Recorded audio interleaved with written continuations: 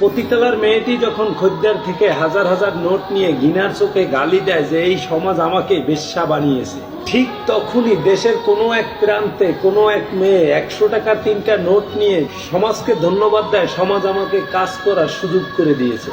রাতের অন্ধকারে সিগারেটের ধোঁয়া উড়িয়ে দেশ ব্যবস্থাকে যখন বেকার ছেলেটা গালি দেয়, তখন দেশের কোনো এক প্রান্তে ঠিক সিগারেটের সেলসম্যান হয়ে কোনো একটা ছেলে ঘাম জড়ায়।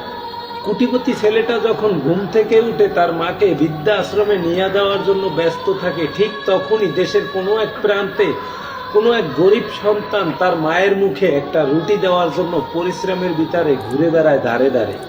সত্যিকারে অর্থ হলো, যদি কিছু করার ইচ্ছা থাকে তাহলে একটা রাস্তা খুঁজে পাবেন, বেকারত্ব থেকে মুক্তি পাবেন। আর যদি কিছু না করার ইচ্ছা থাকে তাহলে শুধু অজুহাতই পেয়ে যাবেন। ওই যে পৃথিবী যেভাবে আমরা দেখি, ভাগ্যের দোষ দিয়ে থাকি, ভাগ্যের দোষ না দিয়ে শত পরিশ্রমের ভিতরে নিজের ভাগ্য বদলে ফেলি।